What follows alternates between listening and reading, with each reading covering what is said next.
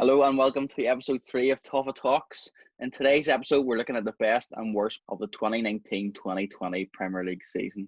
We're going to start off by doing the best and worst team, the best and worst manager, best and worst goalkeeper, the best and worst defender, the best and worst midfielder, and again, the best and worst forward or attacker. So, going to start off by giving out my best team, or the team I think was the best this season in the Premier League, and my choice is Sheffield United. A line about them, I think they were expected to go straight back down, finishing probably 19th or 20th in the Premier League, and they've done a remarkable job finishing in the top half of the Premier League. So, fair play, Sheffield United. Lee? Yep, good shout there from Sheffield United, but I have went for Liverpool, obviously because won the league. I'm not being biased either. Best record in the league, unbelievable up until lockdown. Maybe weren't as good when they came back after lockdown, but I mean, it's to be expected. They won the league after 2 games coming back. Just unreal all season. Only lost, I think it was 1 game up until lockdown, and then it just didn't really care after that. Just unbelievable. So that's my choice. There's no bias in that whatsoever. There's absolutely not. It's facts. No, so my successful team of the year, I was actually thinking about Chelsea, especially doing so well with the transfer embargo, but I think I have to agree with Luke. I think I went with Sheffield United. I think, like Luke says, they were meant to go straight back down. Everybody thought they were meant to go straight back down, and then they were playing this style of play where they have the centre backs overlapping the full back and getting in the final third. It was just remarkable formation, remarkable style of play, and they gained so much success. And I think midway through the season, I was really hoping they'd get European football, but unfortunately they didn't. But I definitely have to say that Sheffield United are my most successful team of the Premier League 2019-2020, definitely. Okay, so we'll then switch that over and we'll go for the worst team. So the worst team that I've chosen, well, I wouldn't say the worst team in the Premier League, but for the amount of money they spent, for the manager they have, and for the ability they should have in that team, I picked West Ham. I think they're absolutely atrocious. Finished, I think, 15th or 16th, which is shocking. For the amount of money they spent and with the players they do have, shocking. Lee? I went for Spurs because they were really expected to push for Champions League this season. And because they have Mourinho at the helm, Mourinho's this big special manager that he does wonders at any club he goes to. And he just didn't do it. So they finished 6th. I mean, they just about got Europa League. And, I don't know if you've seen it, but last game there, he was celebrating like he just won the league. He got Europa League. That shouldn't be a target for Spurs, especially because they've got, the likes of Kane up front. They've got Son. They're all players that should be playing the Champions League. And in my opinion, they would have been a lot better off, I think, if they had kept Poch this season instead of sort of, sacking him whenever it was a bit premature, I think. So for me, I think Spurs should have done a lot better than what they've done this season. And a very good point as well, Lee. Actually, I didn't actually really think of Spurs because I went with Bournemouth. I always thought Bournemouth were remarkable to get to the Premier League anyway, and then to have 4 seasons of good finishes, 14th, 12th, 9th, and then 16th, and then obviously in their 5th year, they've just finished 18th there. I think Eddie Howe's done a magnificent job, and all of a sudden now he's left. I think with the team that they had throughout the season, they had a good spine, I thought, and they just didn't perform. Callum Wilson didn't perform, Josh King didn't perform, Harry Wilson, who was on loan from Liverpool, is that right? He didn't perform. Ake didn't really do anything. So looking at the team, on paper, they had a good, solid team with good individual players, but they just couldn't merge it together into good, significant results or performances for that matter. And now that they're down, I don't think they'll bounce back up to the Premier League at any sort of rate, especially with Eddie Howe now leaving. So my flop of the year, team-wise, would be Bournemouth, definitely. It's quite interesting to see that there's 3 completely different teams, and completely different positions in the league too. They're not, you know what I mean. So manager, the best manager, or I think this is going to sound really fast, but I'm going to pick Jurgen Klopp. And the reason why I picked Jurgen Klopp was, won the Champions League, or got to the final, he runners up in the Champions League. Then they won the Champions League last season, and then they finished second last season in the Premier League, and to finish first is quite a jump from going second, whereas if you go from 10th to 6th, it's not a massive gap, but actually going from second to first is a huge jump. And like Lee already said about Liverpool, like they were unbelievable up until lockdown, and basically already won the league, which is phenomenal. And Klopp at the helm and with the net spend rate and stuff he had is incredible. Bringing in mediocre players or players who weren't worth millions, and turning them into world class players. I think fair play Jurgen Klopp, and he's definitely my best manager in the league. Yeah, I was going to go for Jurgen Klopp, but I couldn't overlook the job that Chris Wilder had done at Sheffield United. As you say there, Chris, just whenever he was expected to go straight down again, whenever he came in, and then to have such like a philosophy coming into the Premier League, you know, especially being like a small club, you would say, coming into the Premier League, being able to have a philosophy is quite brave, you know, having the overlapping centre backs, as you said. So definitely overachieved, and the job that he's done there, I think, is unbelievable. I just hope that he's going to be able to maintain it for a number of seasons now, because it'd be nice to see a team that are sort of similar to Leicester. You know, Leicester sort of came straight up and were hit the ground running and ended up winning the league. I know it's a bit of a far-fetched out to say that Sheffield United will do that, but I think if they get a wee bit more investment, I think a lot of players will be attracted to that team. Especially maybe younger British players coming through, because he has that ability, Chris Wilder, to be able to bring young players in, as we've seen this season. So I think definitely for me, Chris Wilder would be manager of the season. Yeah, good shout, Lee. But I've went with Chelsea, and I've went with Frank Lampard. I think the job that he's done at Chelsea this season has been amazing. I know they missed out on the FA Cup final and didn't get a trophy, and it looks like they'll not do anything really in the Champions League. But for him to go into that job with a transfer embargo and then use the players that Chelsea had in the squad and at the club, the likes of Mason Mount, Reece James, Tawari, Tammy Abraham, for him to use them players and get into the Champions League position has been unbelievable. I just fear that with the transfer embargo now being finished, and they've bought Ziyech, they've bought Timo Werner, they're looking at Kai Havertz, that will affect those young players that he's brought through and done really well this season. I fear that Frank will get, there's money and let's spend it. And then all his work done this year on those young English players will just be wasted, because all these big name signings will come in and jump straight into that team. And it'll take a while for that team to merge and get a good sync together for Chelsea to get success. So this season, I think Frank Lampard's been my managerial success.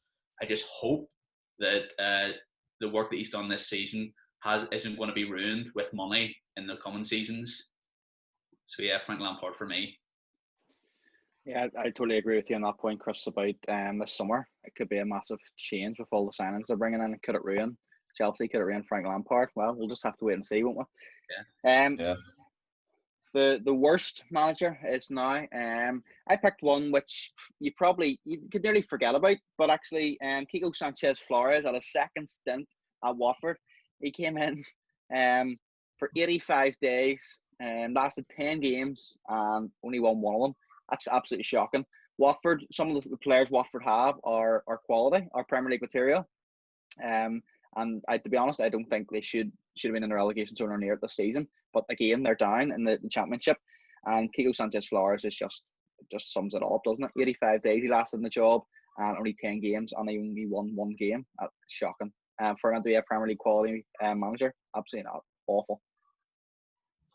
Yeah, I went for Mourinho again because I mentioned Spurs earlier. I just think he near enough had a full season this season, but I think he expected himself to come in and just revolutionise Spurs and play the way they wanted, and it just really didn't work out. I know that he has a lot of decent players there, but I don't know if it was the players' fault or if it was him and he just couldn't get what he wanted out of the players. And as I mentioned there, to finish sixth, it's a bit of an understatement for Spurs and where they should be. They really shouldn't be in there based on the quality they have. So especially Mourinho's ego is to come in and change clubs from what they are to make them better. And it's happened to every other club for him apart from Spurs so far. I mean, it'll be interesting to see what he does next season. But I think he should have been doing a lot better than what he should have done based on the squad that he has. I know they're a wee bit thin in terms of maybe attacking, with especially Harry Kane being out for a while there. But I mean, I think they still have good quality, in those positions. But I think they should have done a lot better than what they should have done. Yeah, Lee, I do agree with your point on Mourinho and Spurs not doing particularly great. I've went with, and maybe this is biased because I'm an Everton fan, but I've went with Marco Silva. I think everybody's sort of forgotten about him, but he just awful. Like he was sacked with Everton the bottom three in December of 2019. He had spent £85 million on Richarlison, Yerry Mina and Lucas Digne, and then spent £27 million on Moise Kean. Like, so much money there spent on players that were meant to make Everton at least challenge for a Champions League space or Champions League spot, and he had us in the bottom three. Like, honestly, ridiculous. So my flop managerial person is definitely Marco Silva. 100% awful. Again, like I said, it's so interesting just to see the different views and opinions that we'll have, and where they finish season in the league. Yeah. So our goalkeeper, the best goalkeeper, I think. Well, my idea, I think we would all probably choose the same person. Is Nick Pope. For me, Nick Pope has been a standout in the Premier League after being off or in playing class a few seasons ago and then getting injured and then being the fourth choice at Burnley. And he's had to wait until he's got an opportunity again. He played 38 games in the league this season and got 15 clean sheets. That is pretty good, considering he's playing at a team who shouldn't be, challenging for Europe, or should be mid-table or lower to the table end. So he got 15 clean sheets, 38 games. That's not bad. And his save percentage was fairly good as well. So definitely Nick Pope for me. Yep, I'd agree. Look, I didn't actually realise how old Nick Pope was until I started doing a wee bit of research on him, because he had that injury and then he sort of didn't get into the team for a while, especially whenever Joe Hart was there. And I looked at his statistics, didn't realise he was that old. But yes, 15 clean sheets. He almost got the Golden Glove. Ederson just got it ahead of him. You mentioned the save percentage there. Yeah, he made 120 saves, which is actually a lot more compared to his other counterpart, which I'm going to talk about in a minute, who's not maybe the best. The difference there is mad, so it is. But yeah, just everything, his distribution even has come on a lot better this season. Starting up counter attacks, starting up attacks from maybe defensive positions like corners and stuff like that. I think maybe outside of his game's overlooked a wee bit because of how well he's done, just shot stopping and the basic things the goalkeepers do. But definitely 100% agree on Nick Pope there. Yeah, it's a clean sweep for Nick Pope. I totally agree with everything you said. I think he's been the best goalkeeper in the Premier League this year. I think he will become England's number one. I think he deserves it. I think also that if Sheffield United hadn't had that wee slip in the last final games, we could be talking about Dean Henderson. But I think Nick Pope has been consistent the whole way through the season, and he will become England's number one soon, potentially. Depends on that depends on if Dean Henderson stays at Sheffield United or gets a big money move to a big club in the Premier League, and the pressure is now put on that youngster. So I have to agree, my success goalkeeping wise has been Nick Pope. So here we go, clean sweep for Nick Pope. The worst goalkeeper, for me, there is a massive miles and miles and miles of margin between Nick Pope and the worst one I picked was David De Gea. He may not have the least clean sheets or anything in the Premier League, but see, for where he was a couple of years ago, best keeper in the world by a country mile, stopping everything, and considering playing Liverpool couldn't score past him. And to the last couple of seasons, and especially this season, he had 13 clean sheets, which sounds not bad, but see how many blunders he had was ridiculous. Throwing it in his own net, ball comes straight at him, letting it go through him. For a world-class goalkeeper, it shouldn't be happening. So De Gea, by miles, I think, was the worst goalkeeper in the Premier League, especially where he came from a couple of seasons ago. And also, I'm going to be mentioning someone playing defence as well, who's the worst. And they link up, and they're pretty both brutal. Yeah, De Gea didn't have a great season at all this season. Probably one of his worst in the Premier League. But I went for Kepa.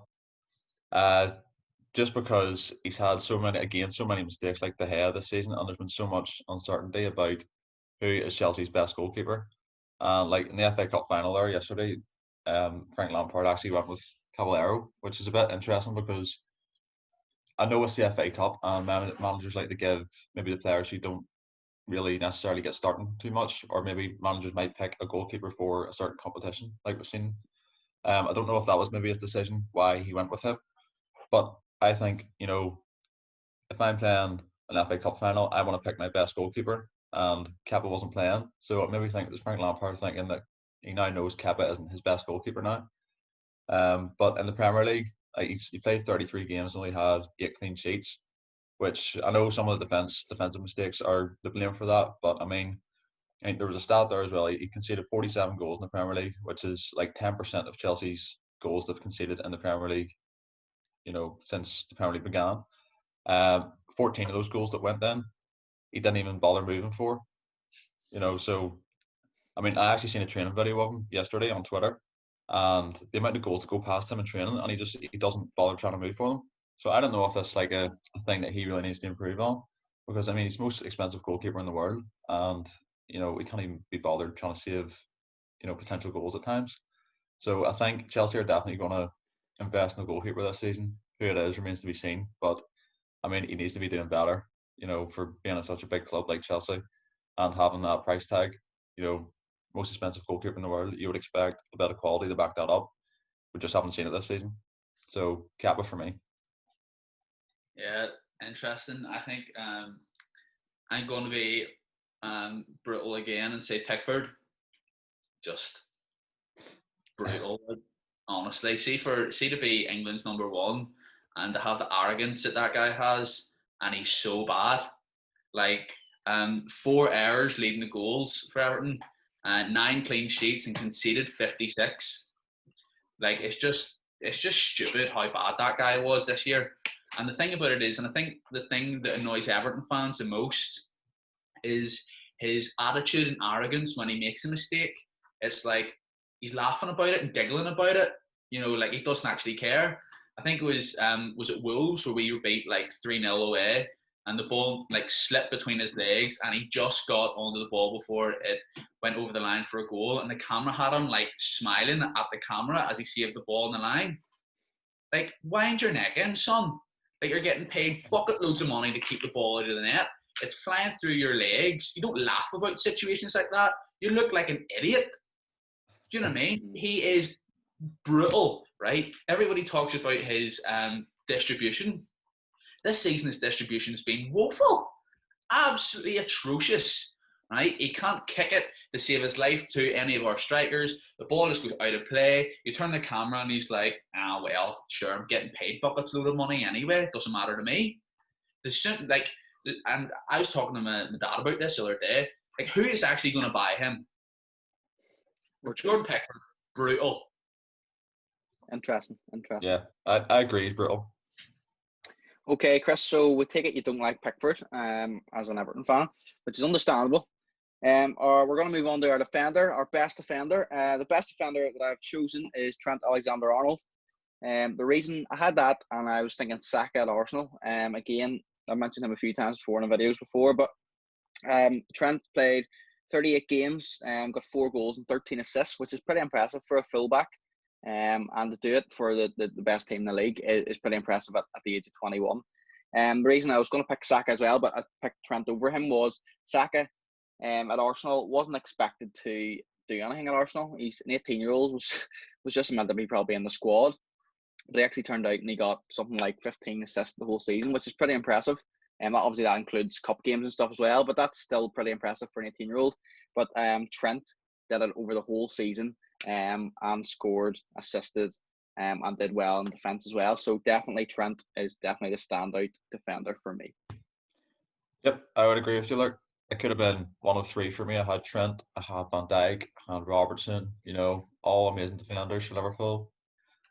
You know, what more can you want? But I went for Trent, based on basically his output for the team. You know, 13 assists there, like you mentioned. He broke a Guinness World Record last season for 12 assists. That's the most for a defender in the Premier League, and he's just broke it again this season with 13. I mean, it's just unbelievable the way he can play that position.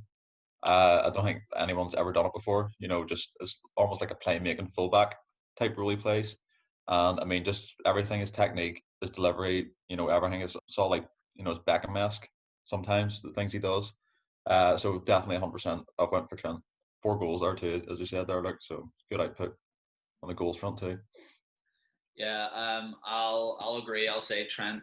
That's probably about it. But I'm actually about to have a heart attack. Elaborate. You just picked the Liverpool player. Are you sure about that? Yeah, I would say. Yeah, there's no one. You could talk about Van Dijk or whatever, but you expect Van Dijk to do that. You expect him to do his role as a leading centre back to command the 18-yard box and start attacks from the back and stuff. So you expect that. I don't really like Andy Robertson, so I'm not really going to give it to him. But Trent, yeah, just very, very good. All season, consistent wise. I don't really want to big him up too much because I don't really like Liverpool, so I'll just say Trent has been my most successful defender this year. Yeah. Okay, that's interesting to hear. I'm actually quite shocked at that you chose a Liverpool player. Right. But anyway, I believe that's coming out of your mouth, Kris. Yeah.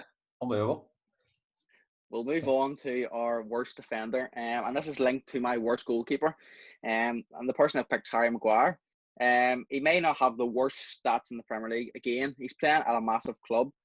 He's playing with massive players who should be doing a lot better than they did. And they got top 4 in the end, fortunately. But he played 38 games, got 1 goal, 1 assist and 13 clean sheets, which makes him sound, the clean sheets front makes him sound he's half decent. But for paying 80 million for him, he's an absolute balloon. I've described people as balloons before, but I've seen some of the videos of Harry Maguire trying to dribble against Chelsea there, and he actually embarrassed himself.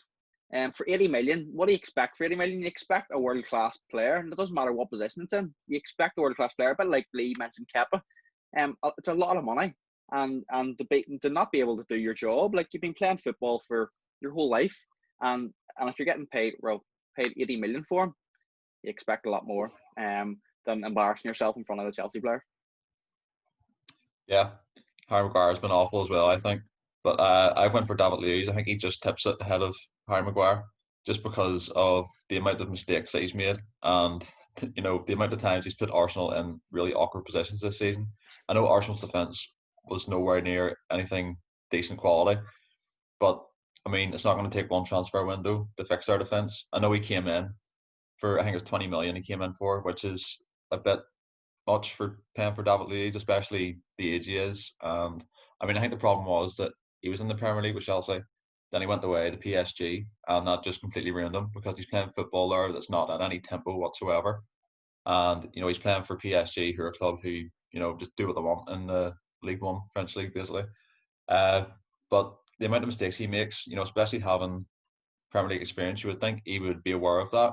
And he just hasn't upped his game to what it should be for a Premier League standard. Especially playing for Arsenal. I know they haven't been great, but they've always had that good defender in the team. I know they haven't had that for a couple of seasons, but I mean, just the amount of errors. He's a bit like Pickford in the amount of errors he makes. He puts his teammates under so much pressure, especially with this new rule at the start of the season. Playing out from goal kicks in the box. He really hasn't done that very well, and I don't know if that's because no one's showing for him or he just doesn't have the ability to play out under pressure. So I mean, for me, paying 20 million for him at the start of the season, thinking he's going to come in and take control of that defence, be the leading man, he just hasn't done it, and he's been terrible in my opinion. 2 red cards there as well. So I mean, he's just a lost cause, I think. Yeah, good point, Lee. But I have to agree with Luke. I'll probably go with Harry Maguire. I think Luke's sort of covered it really well, £80 million. But I think I have to reiterate what I think Paul Merson said it on Sky Sports one day. He says that Harry Maguire looked amazing in a Leicester team that didn't have much possession of the ball, sat deep and defended and then hit teams on the counter-attack. He looked brilliant. And then he moved to Man United where, possession-based football, you want to be nice and silky and you want to play passes and you want to dribble out from defence and you want to play out from the back. And he just can't do it. He's went from one style where he looked top-notch to another style where he just looks really edgy. And I think that just shows that in the Premier League, the club that you're at and the style of the manager dictates how good of a player you can be. But with that being said, United did look half decent the last few games, and he did okay. But for £80 million, like Luke says, you need to be world class at Manchester United, and I do not think he is a world class Manchester United defender. When you look at the likes of Vidic or Ferdinand, or even Johnny Evans when he came in when he was younger, you know, they were world class Man United defenders who did a job. Harry Maguire is just like edgy defensively. So for me, the defensive flop of the year would be Harry Maguire, £80 million flop. Yeah, absolutely. And I think what the points you made, Lee, as well. I think there's plenty in the Premier League. And if they can get in the Premier League, I'm sure a lot more players can play in the Premier League. Midfield. So the best midfielder I've chosen. There was quite a number of people that could have chosen for this. De Bruyne was one of them with lots of assists, and he scored a bucket load too. But I think he deserves the award he got, the PFA Player of the Year. Jordan Henderson. He got slated for years when Liverpool signed him for years, and Kris, you're one of them who slated him. And I think Jordan Henderson is basically that the middle of the whole team. Like obviously he's the captain, but he holds the whole team together. He brings them plays the tempo. He runs his legs off, runs his socks off, runs like everything off.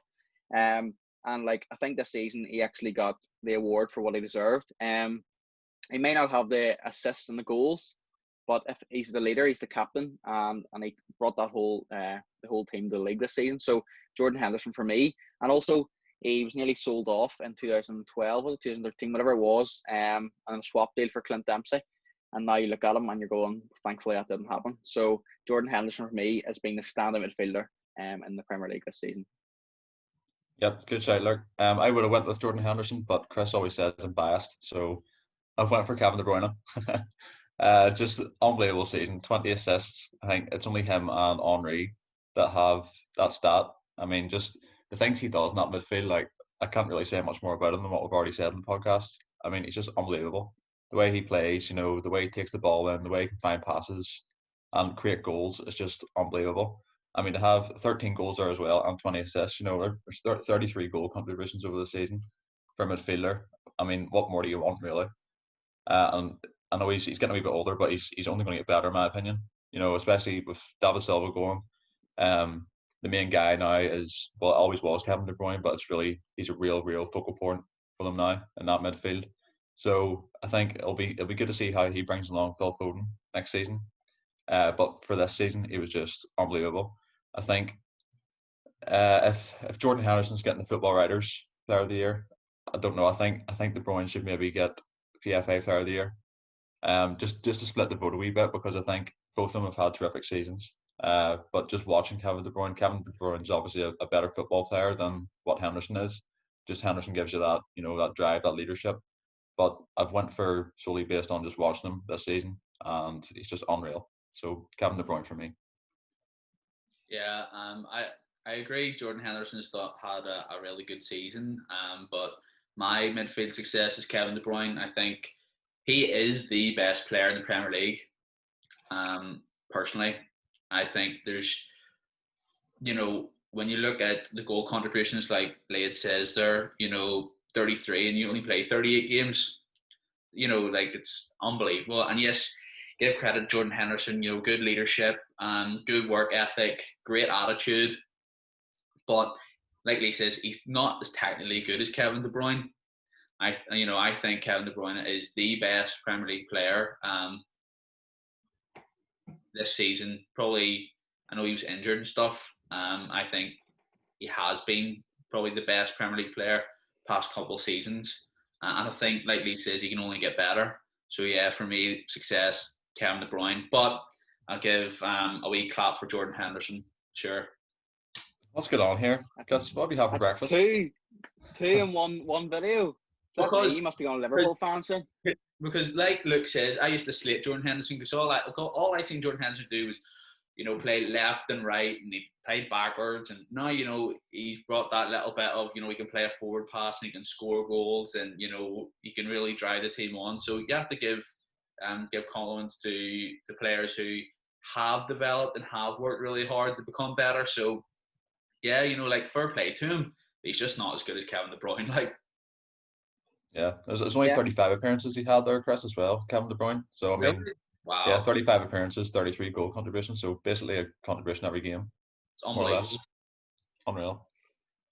pretty impressive. And if you look at the Bruyne stats and you go to the worst midfielder, Um, I've chosen is Kovacic, Chelsea. Chelsea obviously loaned him and then they bought him for 40 million there last summer.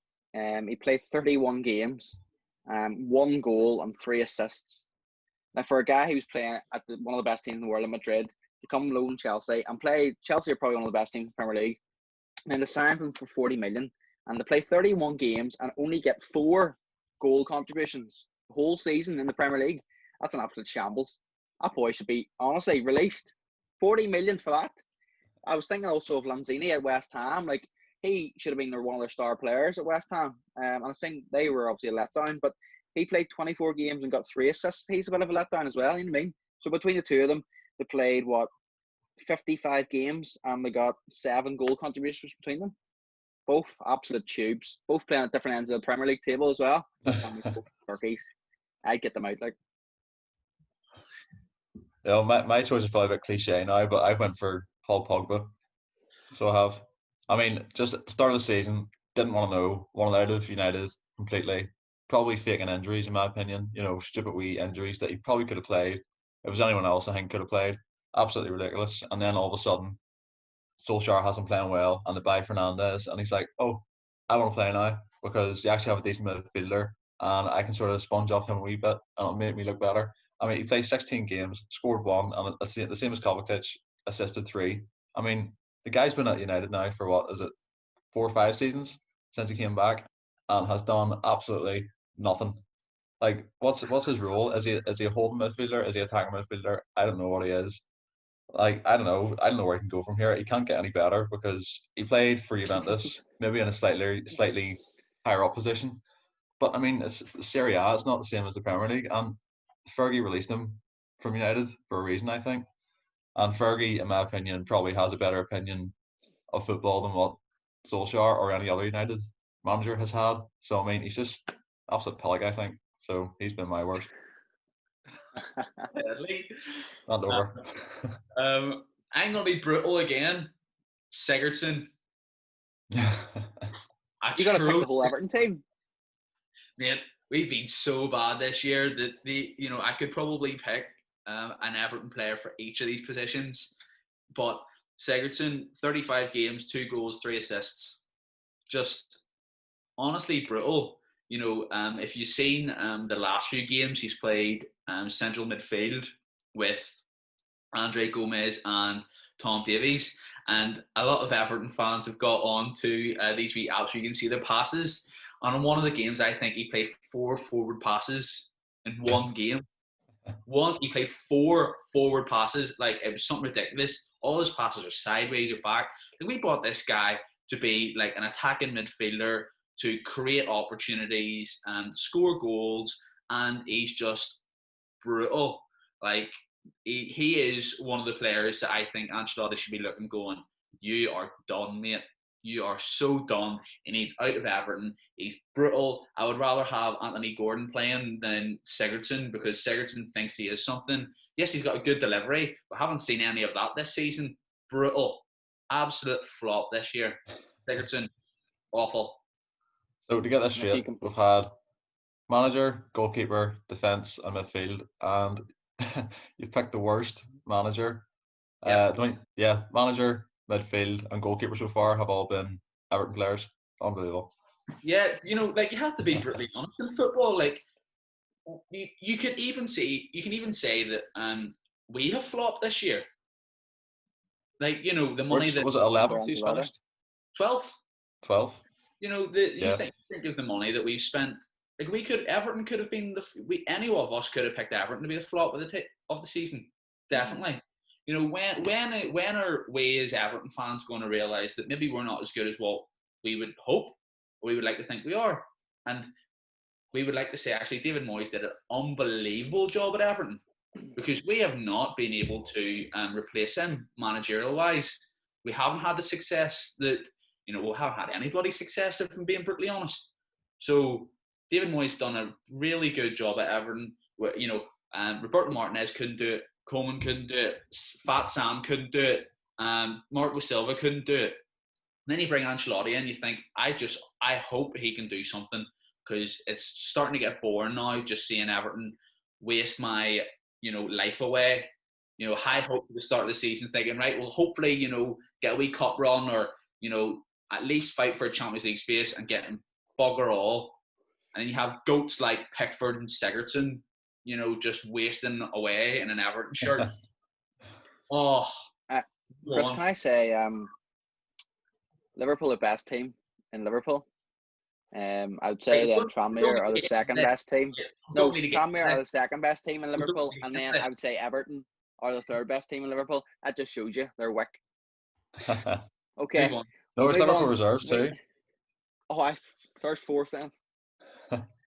Okay, so we'll move on to our forwards or attacker. The best one that I've chosen. The reason why I've chosen was because he's been injury prone, and he got his move to Liverpool from Burnley, and got injured again, and then wanted to move away from Liverpool to get first team football, and he moved to Southampton for 20 million, 38 games, 22 goals and 2 assists. That for me, 24 goal contributions in 38 games is pretty impressive playing in the Southampton team. And you weren't expecting that because he was just off the back of loads of awful injuries. So for me, I wasn't expecting it. So Danny Ings has definitely been my, this could be a surprise forward, a surprise attacker, but he's definitely been the best for me. Yeah, I agree. He's been amazing, but I've went for Jimmy Vardy. So I have. He scored 23 goals this season, the top goal scorer, and he's 33. So I think a stat came out there a couple of days ago. He's actually overtaken Drogba now as the top goal scorer in a Premier League season. I mean, to be doing that at 33 and still banging them in, I know 23 is maybe a slightly lower total than what we're used to, but I mean, still to be doing it, he had such an amazing season whenever Leicester won the league. And then I think he sort of maybe tailed off a wee bit in terms of form, but he's just proven again this season he can do it whenever he wants. He's just an unbelievable striker. It'd be interesting to see if he gets into the England setup next year for the Euros. Because I think he should be going, especially if he's still showing that form. I know he'll be 34 by then, so be a wee bit old. But I mean, to still be doing that, he's got 23 goals, as I said, 5 assists, 28 goal contributions in 35 games he played as well. And I think Leicester really need to make him, a leader in that team. Potentially, I don't know if he is captain at the minute, but I think he'll definitely be one for next season too. To help Brendan Rodgers push them in the Champions League spots for next season, because I think they were a bit unlucky this year. So they were. So Jimmy Vardy for me. Yeah, I would agree. I would say, if I was thinking about it, it would be Danny Ings and Jimmy Vardy, and it's great to see English players do really well, especially English strikers, and it's not just, Harry Kane this, Harry Kane that. So it's good to see that. But I've actually went with Raul Jimenez from Wolves. I think 17 goals and 6 assists. I think Wolves have done extremely well again this season. Just missed out in European football, especially with Arsenal winning the FA Cup there. If Chelsea had won the FA Cup, they would have been able to go into Europe. I think he is sort of like the dark horse of Premier League strikers. I watched him against Everton, and he was like, his movement is really, really good. Like, he's not in the game at all, and then bang, he just one way movement, and he's in and around the box, and he's just really, really good. And I actually think that he'll be one who Premier League clubs will be looking for as a striker. When you think about it, I think personally, Spurs could maybe come in for him. Even at that, like I would love him at Everton. I would absolutely love him at Everton. But would that be a drop down? Probably. Is he having success with Wolves? 100%. So for me, the attacking success this year, Raul Jimenez, dark horse. Yeah, good shout. Never even thought of him before. Obviously, you mentioned there now, but the stats are very, very good. There you are, 3 different strikers, 2 of them British, which is great to see as well.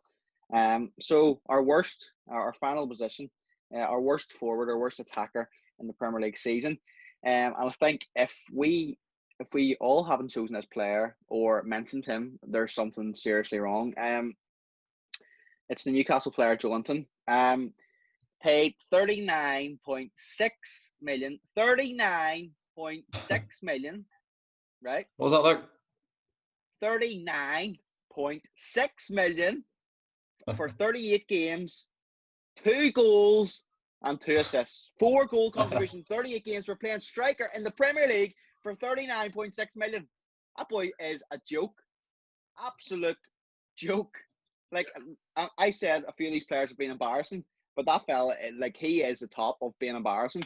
Like, you can't play in the Premier League and play as a striker and expect to only score or only have 4 goals contributions. 2 goals in 38 games. Shambles. There's a few other players that you might mention as well, and there's one in Newcastle in particular, but I'll let Kris talk about him. He's at Turkey too, but yeah, Joelinton, definitely the worst. 39.6 million for 4 goal contributions in 38 games. Embarrassing. That's all I have to say. Yeah, I actually forgot about him. I just overlooked him because I forgot he was actually in the Premier League sometimes. But I went for Nicolas Pepe for Arsenal because I mean he hasn't done as bad as his first season, I think, but he scored 5 goals and 6 assists this season. But they paid 72 million for that guy, and what's he done? Nothing. He's just offered absolutely nothing going forward. Like I don't know. It's just they brought him in thinking I think he's going to be like a their Mane type player, really quick, really skillful, powerful, and it just has went completely the other direction for him. Anytime I watch him, he gets to the byline, just gets stuck, can't get out, doesn't know what to do, and I don't know. Like I'm looking here actually.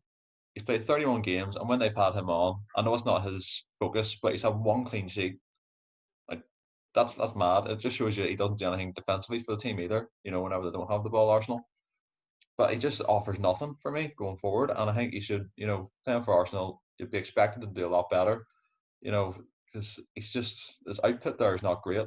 I mean, assists is okay, but I mean, he needs to score more goals for me. So for me, it's Nicolas Pepe as a flop. I didn't actually think of Pepe. I went along the Newcastle route like Luke. I had Joelinton, but Luke's had his rant on him. I went for Almiron.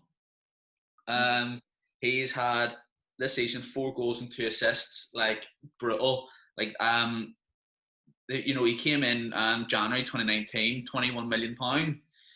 And to think some guy, and I don't mean this in a disrespectful way about the MLS, but to pay that amount of money for some geezer in MLS to come and fix your attacking problems in the Premier League is just ridiculous. I'm looking here on his appearances. He played 46 games so far for Newcastle, 4 goals. Like, and you paid that amount of money for an attacking player, who should be he should be creative. He should be scoring goals. He should be, that exciting little aspect with Newcastle. And he's just not. He's just not. And like to have Joelinton and Almiron and paying big amount of money for both of them to just give you limited output on the pitch is ridiculous. And sometimes I do feel sorry for Newcastle fans. They say, I know that takeover didn't happen, or it doesn't look like it's going to happen now. That they need that money. But if you're spending that amount of money on boys who you think should be scoring goals to the Premier League, maybe you should have a look at your flipping director of football or whoever's making those decisions, because those 2 signings have been atrocious. Because you could easily get, with that money, 4 or 5 players who could give you twice that, potentially. So for me, Almiron, Newcastle has been a flop, or Joelinton, again, flop, brutal. I think the Newcastle fans get carried away with Almiron, thinking he's going to come in and be like their Santiago Munez from the Goal movie days. Like just some sort of dreamland connection, from America over, and he's done amazing. Like, he's bloody rubbish. Yeah, really is. Like less than 10 goals between the two of them. For like, and they're your main strikers. Oh yeah, and they're both playing every week. Yeah, pretty much. Yeah, it's so embarrassing. I think we've named a lot of brilliant players, brilliant managers, brilliant teams. And we've also named loads of awful players, awful managers, and awful teams. There's plenty more probably could have chosen from, but that's our decision. That's the players we picked. You can have your say and your thoughts in the comments below. So if you let us know who you thought, or if you disagreed, or if you agree with us, follow us on our social media, which will be in the description below. And remember to like, comment, and subscribe on this for more football content. Have a great day.